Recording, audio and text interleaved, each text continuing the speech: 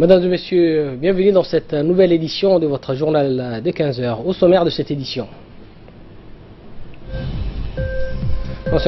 concernant l'enseignement du secondaire, une rentrée effectuée dans la sérénité pour l'ensemble du secondaire à Djibouti. Et puis l'ouragan Irma, le président Donald Trump déclare l'état d'urgence, l'état des catastrophes naturelles pour la Floride. La rentrée des classes pour l'enseignement du secondaire, à savoir l'ensemble des lycées et collèges techniques des deux secteurs publics et privés, s'est effectuée aujourd'hui. Selon les indications et chiffres fournis par l'éducation nationale, ils sont au total 35 000 élèves à retrouver ce lundi le chemin de classe. Cette rentrée a concerné également quelques 4 790 enseignants qui comptent l'enseignement secondaire public et privé. C'est donc comme à chaque année et comme à chaque rentrée des classes, le ministre de l'Éducation nationale et de la formation professionnelle a effectué sa traditionnelle tournée des classes, une tournée qui a donc débuté ce matin au lycée de Balbala, qui accueillera cette année des élèves sur deux sites, l'ancien lycée et son annexe Hayal Saïd, mise en service cette année. L'ancien lycée de Balbala est ainsi désengorgé. On trouvera moins d'élèves à suivre les cours dans une même salle de classe. À son arrivée, le ministre a été accueilli par le proviseur du lycée de Balbala, le ministre étant accompagné de quelques-uns de ses principaux collaborateurs, des conseillers techniques, de certains chefs de services et directeurs d'établissement. Le lycée de Balbala vit une nette augmentation de ses effectifs, tant à la fois en nombre d'élèves qu'en nombre d'enseignants. La raison en est simple, ce lycée va accueillir tous les non-admis au baccalauréat de la session précédente. Une nouvelle chance leur est donc ainsi offerte de se reprendre en main et de réussir leur cursus scolaire. Après le lycée de Balbala, le ministre de l'Éducation nationale et de la formation professionnelle, Mustafa Mohamed Mahmoud, s'est rendu au lycée de PK12. À son arrivée, le chef d'établissement Mohamed Elmi Assoué, le ministre a tenu donc avec une réunion d'information avec le personnel de l'établissement. Le lycée de PK12, créé il y a 3 ans, est le second de la commune de Balbala. Il accueille pour sa part près de 2000 élèves, alors que le lycée de Balbala en compte près de 3000. Le dernier né de nos lycées compte autant de filières que les autres de la capitale. Il reste l'un des plus modernes en matière d'équipement informatique pour s'adapter aux nouvelles technologies de l'information et de la communication et dispose pour cela des Smart Classrooms.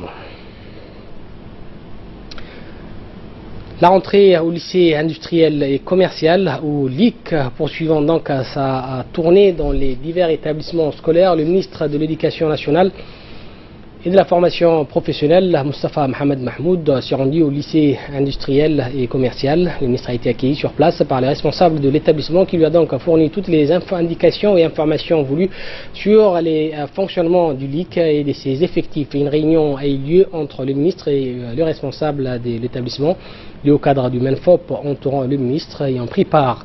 Puis le ministre s'est rendu dans une salle de classe spécialement aménagé pour les sourds et les malentendants. Il a félicité les élèves à besoins spécifiques pour leur volonté à poursuivre leur éducation et leur cursus scolaire. Cette année, le lycée industriel et commercial va accueillir un total de 2044 élèves, dont 125 jeunes filles et garçons qui achèvent donc leur enseignement du secondaire.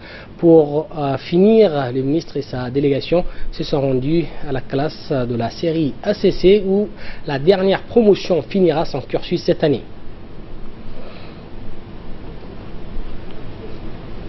Pour améliorer les conditions de travail, vos conditions de travail. Je veux vraiment remercier la Première Dame, le Président de la République et la Première Dame, particulièrement la Première Dame, parce que vraiment elle a eu vraiment espoir en vous. Elle a travaillé dès votre plus jeune âge pour que vous réussissiez, et vraiment on est très fiers et vraiment de faire quelque chose de votre vie, parce que c'est vrai qu'à un moment donné, autrefois, lorsqu'on avait des enfants comme ça malentendants, on disait que ces jeunes-là, malheureusement, ils n'ont pas d'espoir, ils n'ont pas d'avenir.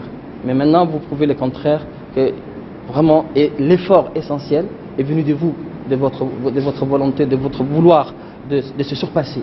Donc c'est vraiment tout ce que vous venez, tout ce que vous avez maintenant, c'est en premier, c'est vous qui avez voulu et c'est grâce à vous. Donc sincèrement, personnellement, je suis très fier de vous. Je suis très fier de vous et Inch'Allah, je ne ménagerai pas tous les efforts qu'il faut pour améliorer vos conditions de travail. Merci encore.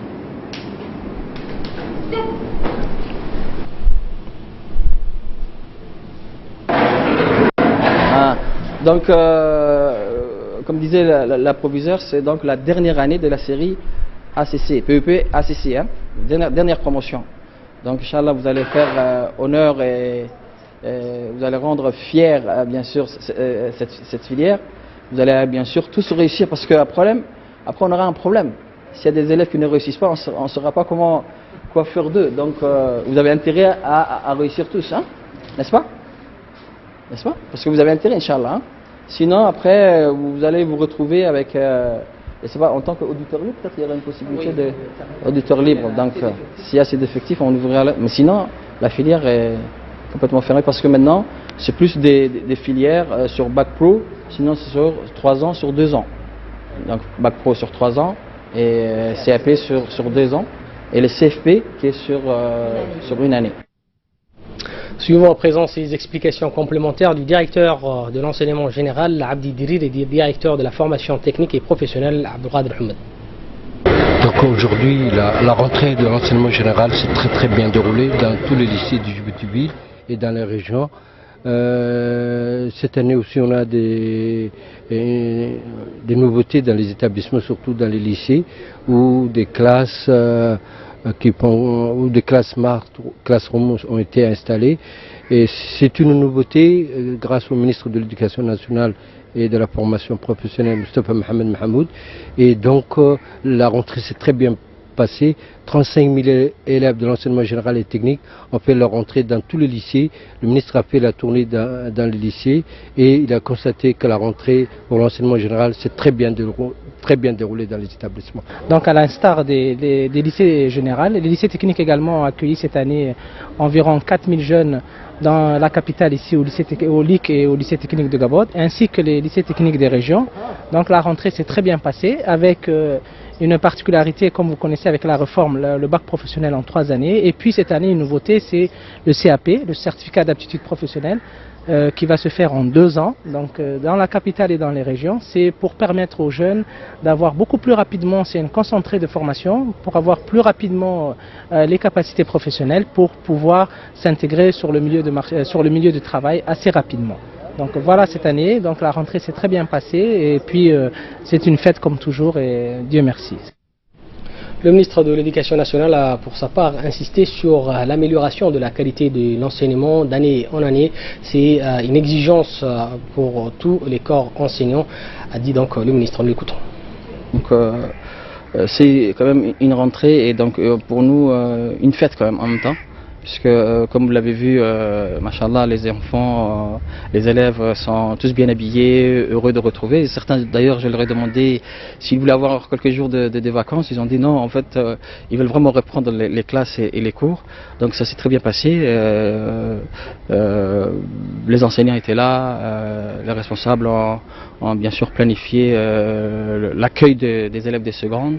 Parce qu'il y a des lycées qui accueillent aujourd'hui les classes de première et les classes de seconde. Puis demain, ils vont accueillir les classes de terminale. D'autres, comme le LIC, ils ont décidé d'accueillir l'ensemble des élèves durant cette journée. En tout cas, on peut dire que la rentrée, elle se déroule bien. Donc, quelles sont les nouveautés, Monsieur le Ministre, en primaire, au collège et au lycée cette année? Oh, il y a beaucoup de nouveautés. Il y a beaucoup de nouveautés. En fait, pour l'école primaire, pour l'enseignement de base et de manière générale pour l'enseignement fondamental, la nouveauté, vous l'avez suivi, on a beaucoup communiqué, c'est bien sûr l'ouverture de cette école d'excellence.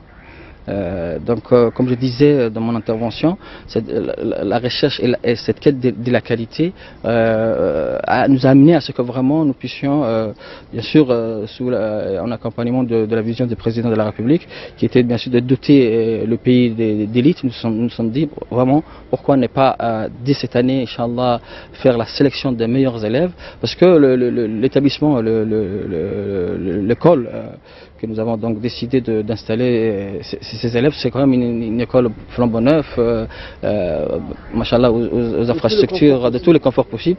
Donc la première fois quand j'ai sincèrement visité cette école, je me suis dit c'est pas possible, cette école, elle mérite à ce que ce soit le meilleur élève de la République qui puisse étudier. Donc, alhamdulillah, ça s'est réalisé ce rêve. Aujourd'hui, donc, comme hier, comme les autres élèves de la République, les élèves donc doués, donc nos meilleurs élèves ont également repris le cours, vraiment dans des conditions, machallah, dans les meilleures conditions. Selon toujours le ministre de l'Éducation nationale et de la formation professionnelle, Moustapha Mohamed Mahmoud, des nouveaux programmes ont été conçus et il revient aux enseignants de relever les défis de transmettre de manière didactique et pédagogique ces cours.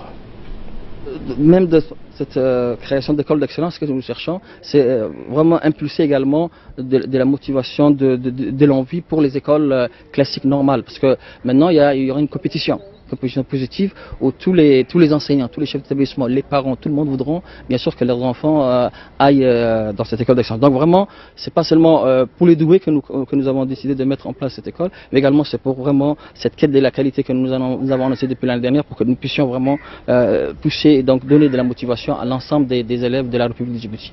Et donc il y a aussi bien sûr les tablettes. Nous poursuivons l'introduction des tablettes, parce que depuis 2 ans nous avons la présence des tablettes dans les écoles, mais également nous poursuivons cela en quatrième année, et également pour les collèges. La nouveauté, c'est que également nous introduisons, parce que nous sommes convaincus d'une chose, pendant très longtemps nous avions travaillé sur l'accès. Maintenant, puisqu'il est question de travailler sur la qualité, on s'est dit le meilleur chemin, et pour aller très vite et arriver à ce résultat, il faut utiliser le numérique, il faut utiliser la nouvelle technologie. Donc, on est en train pour les collèges, ce sera donc des laptops. Nous avons pris 3 collèges expérimentaux, nous avons 3000 laptops. À cette occasion, je remercie le président de la République, parce que c'est encore avec la volonté et l'appui et le soutien du président de la République que nous avons pu avoir non seulement 10 000 tablettes encore cette année, 3000 laptops pour les collèges et surtout pour les 6e années. Et Inch'Allah, nous avons également pour les classes des secondes, des lycées, 12 Smart Classrooms. C'est-à-dire c'est des classes intelligentes, équipées également des dernières technologies, avec un tableau de bord vraiment intelligent, des laptops qui seront sur les tables de tous les élèves. Vraiment, c'est à fond l'ère numérique. Depuis plus de 100 000 enfants de la République avaient donc effectué hier les rentrées scolaires pour l'enseignement fondamental dans l'ensemble du territoire national. C'est fit autour aujourd'hui des élèves des lycées de l'enseignement secondaire et de l'enseignement technique de rejoindre les classes. Le ministre de l'Éducation nationale et de la formation professionnelle, Moustapha Mohamed Mahmoud, a donc réservé sa tournée traditionnelle de la rentrée scolaire pour la région d'Ali Sabié. Il s'est donc déplacé à la tête d'une importante délégation accueillie sur place par le préfet de la région Mohamed Wabari Assoué et le président du conseil régional. Il a successivement visité les différents établissements de la ville d'Ali Sabié avant de se diriger vers la petite ville de Ali Adé, où une cérémonie marquant l'intégration officielle des enfants des réfugiés dans le système éducatif djiboutien fut organisée. Le représentant du HCR, le secrétaire exécutif de l'ONARS et le représentant de l'ambassade américaine et la représentante de l'UNICEF ont pris part à cette cérémonie en présence donc de la population ainsi que des autorités coutumières d'Ali Adé. Dans un discours prononcé à cette occasion, le ministre a rappelé que sa présence à Ali Adé témoignait donc de l'importance que le gouvernement djiboutien accorde à la scolarisation des enfants des réfugiés. Ces derniers donc vont désormais intégrer le système éducatif djiboutien.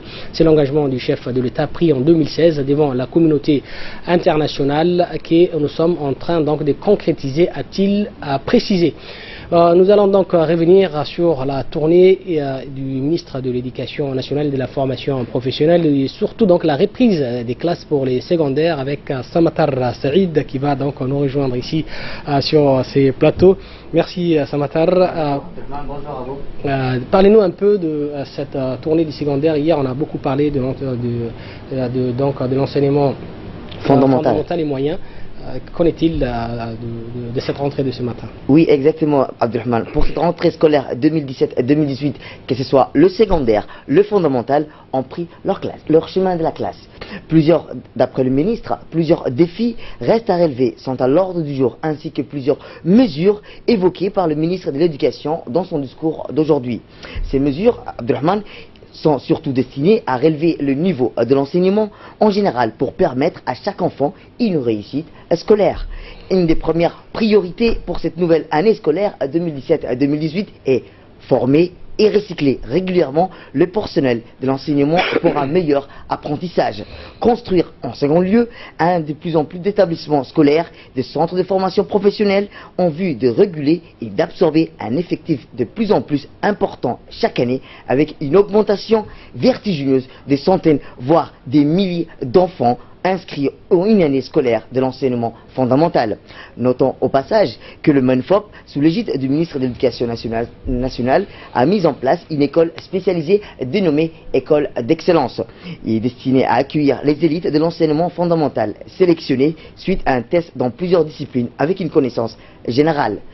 Je le répète, 2 classes de 2e année, 2 classes de 3e année et 1 classe de 6e année. À l'instant concerné avec un effectif de 25 élèves pour chaque classe, avec à la clé des enseignants expérimentés et chevronnés.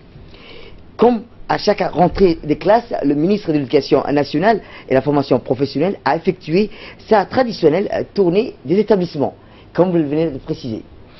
Voilà, merci Samatar. On reste toujours dans le domaine de l'enseignement et surtout la reprise des classes, aussi bien pour le moyen que les secondaires. Et à l'instar justement du reste du pays, les différents établissements scolaires de l'enseignement fondamental de la ville d'Idikil ont également ouvert leurs portes hier pour la rentrée 2017-2018. Des milliers d'élèves ont repris le chemin des écoles, tous donc étant fiers d'être accompagnés de leurs parents. Plus de 5000 élèves sont inscrits dans les écoles d'Idikil. Cette rentrée scolaire s'étant donc déroulée dans de très bonnes conditions. Tous les enseignants étaient donc à leur poste. Le préfet de la région d'Idikil, Mohamed Cheikh Hassan, le président du conseil régional et une commission chargée du suivi de la rentrée scolaire du ministre de l'Éducation nationale ont donc effectué une tournée dans les différents établissements scolaires pour superviser le déroulement de cette rentrée scolaire 2017-2018. C'est régional, M. Abdelrahman Younis. La rentrée s'est bien déroulée. Les enseignants et enseignantes. Voilà, donc on va marquer une pause pour l'appel à la prière et on se retrouve dans quelques instants. Allahu Akbar,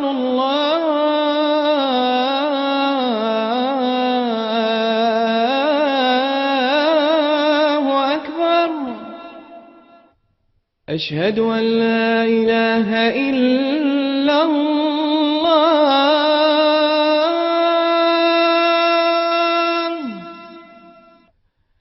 أشهد أن لا إله إلا الله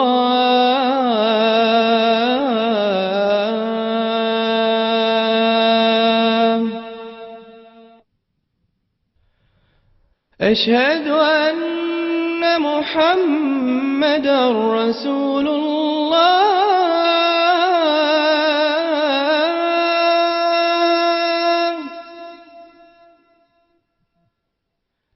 أشهد أن محمدا رسول الله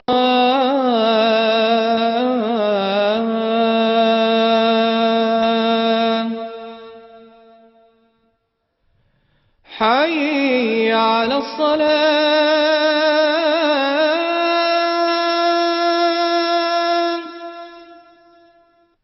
حي على الصلاة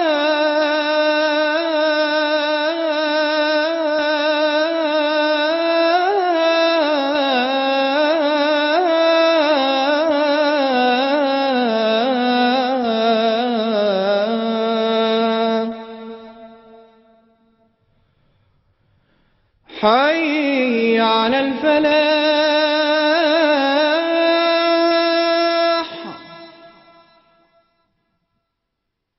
حي على الفلاح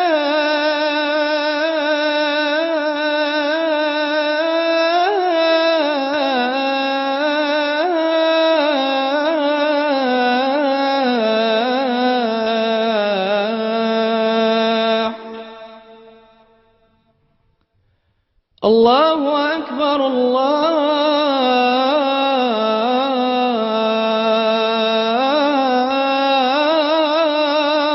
أكبر لا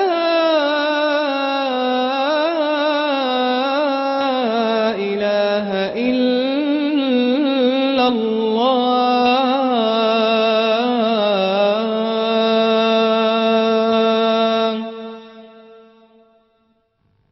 اللهم رب هذه الدعوة التامة والصلاة القائمة آت سيدنا محمدا الوسيلة والفضيلة وابعثه اللهم مقاما محمودا الذي وعدته إنك لا تخلف الميعاد. Dans le reste de l'actualité, le ministre délégué chargé de la décentralisation, Hamadou Mohamed Aramis, a reçu aujourd'hui une visite de courtoisie de la représentante résidente du PNUD à Djibouti,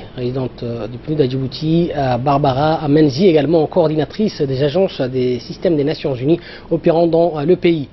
Fardousa Ahmed Ali, directrice de la prospective et du développement territorial, a pris part à l'entrevue. À cette occasion, le ministre a souhaité la bienvenue à la représentante du PNUD, lui donc assurant son entière disponibilité pour renforcer la coopération entre les deux institutions. Le ministre Aramis a par la suite présenté les missions de son département en mettant en exergue la transversalité des missions de son ministère, dont la réussite dépend par conséquent d'une franche collaboration des départements sectoriels et autres institutions non gouvernementales, y compris le partenaire au développement et en particulier le PNUD. Il a profité de l'occasion pour brièvement présenter à son interlocutrice les activités réalisées par son département depuis sa création en mai 2016 de ces jeunes départements dans le gouvernement. Le ministre a également mis en avant les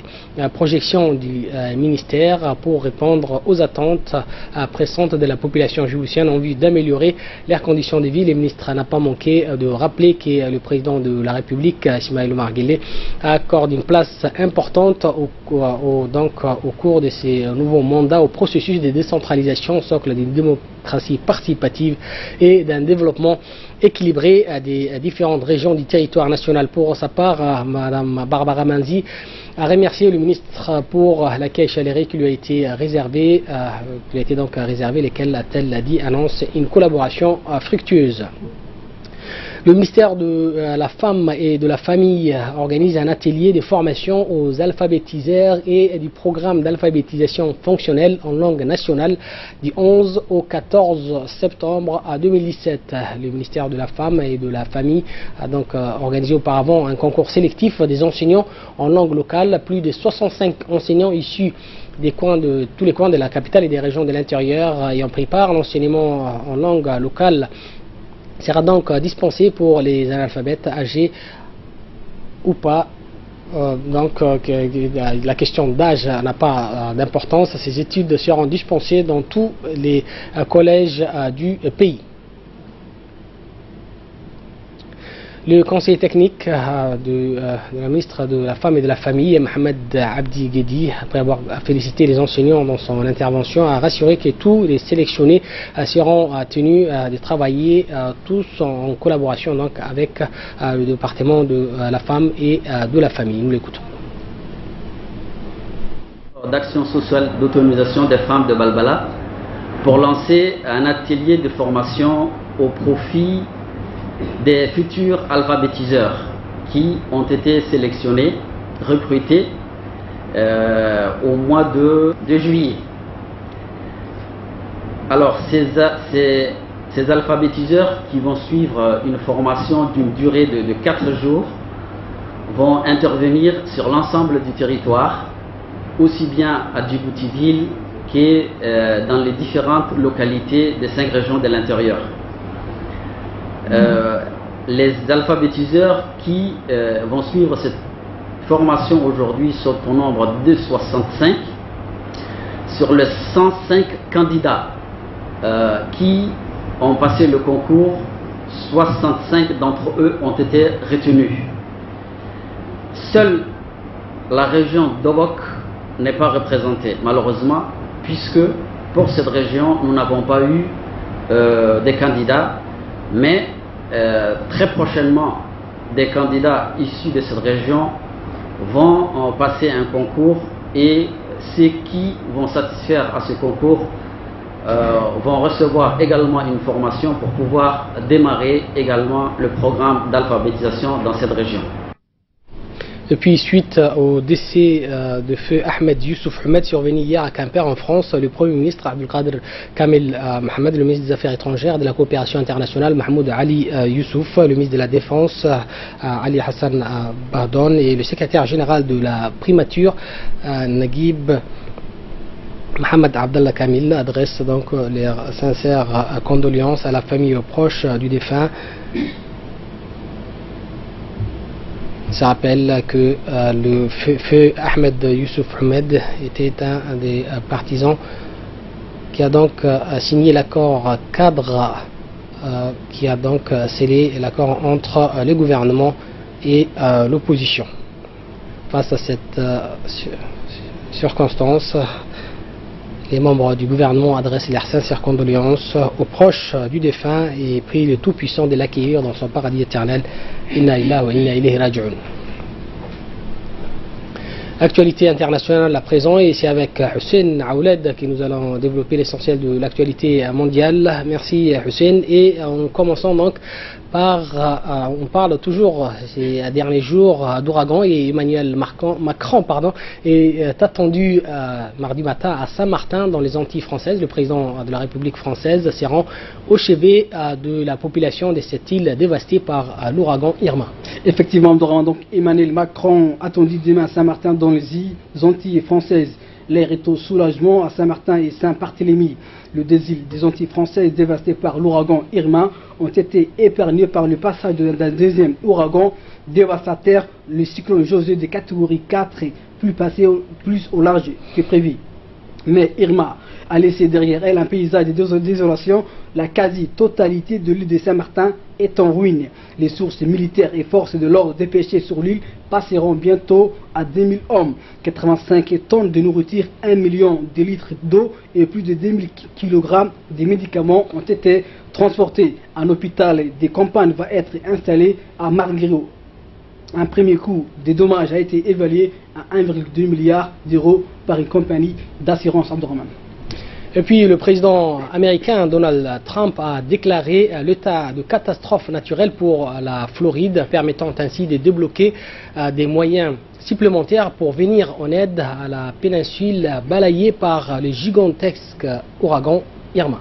Effectivement, Irma a frappé hier le sud de la Floride où on dénombre au moins 3 morts rétrogradés donc en catégorie D après avoir touché terre. L'ouragan continue sa route vers le nord. Le passage des cyclones dans les Caraïbes a causé au moins 30 morts. Le président américain Donald Trump a déclaré l'état de catastrophe naturelle pour la Floride, permettant ainsi de débloquer des moyens supplémentaires pour venir en aide à la péninsule balayée par le gigantesque ouragan Irma. Donald Trump a également annoncé qu'il se rendra très vite en Floride.